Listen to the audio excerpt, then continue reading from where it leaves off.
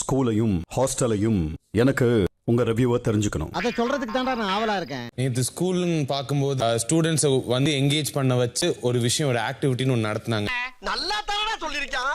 Hostel என்கேஜ்மெண்ட்டா வைக்கிறதுக்கு அவங்க ஒரு தாட் ப்ராசஸ் உள்ள போட்ட மாதிரி எனக்கு இன்னும் தெரியல. நினைச்ச மாதிரியே சரிங்க திருப்பி விட்டானே, நான் என்ன பண்ணுவேன். தமிழ் டீச்சரும் சாரும் பாடலோட கலந்து எங்களை என்டர்டைன்மெண்ட் பண்ணி கிளாஸ்ல நல்லா வச்சுக்கிட்டாங்க.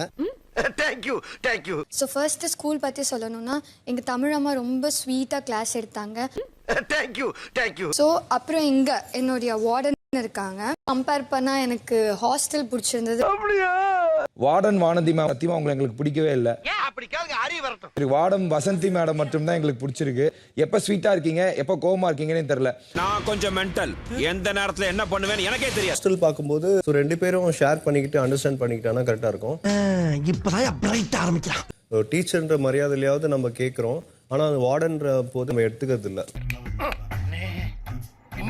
ஸோ ஓரளவுக்கு உங்களை அவங்க இடத்துல வச்சு எல்லாரும் பார்த்தா கரெக்டா இருக்கும் எனக்கு தோணுது. அப்படிங்களா? ரொம்ப சந்தோஷம். நான் ஹாஸ்டல் சொல்லுவேன். நெக்ஸ்ட் தர்மலிங்கம் சார் மட்டும் அப்பப்போ பயம் கொடுத்துறாரு. பயமா சார், போயிடும் சார். என்ன பார்த்தாவா? இல்லை சார், அவரு பார்த்தா சார். யார் டர்ரா என்ன முறைக்கிறார்ல சார், அவரு சார். வார்டன் மேம் வந்து எங்க ஸ்டூடெண்ட் கிட்ட வந்து கால் அமுத்திக்கிட்டாங்க. ஸோ அது ரொம்ப தப்பு.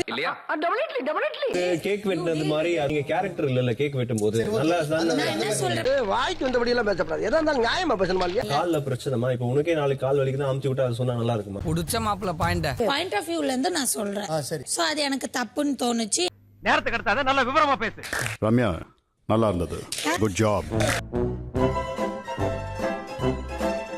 சின்ன சேனல் எதா இருந்தாலும் அது கொஞ்சம் ஆதரவு கொடுங்க. உங்க பொண்ணான கையை கொண்டு அந்த பெல்லில தட்டிடுங்க. அவங்களுக்கு சப்ஸ்கிரைபர் 5-10 ஏறுனா அவங்க மனசு சந்தோஷப்படும். அவங்க வீடியோவும் பாருங்க.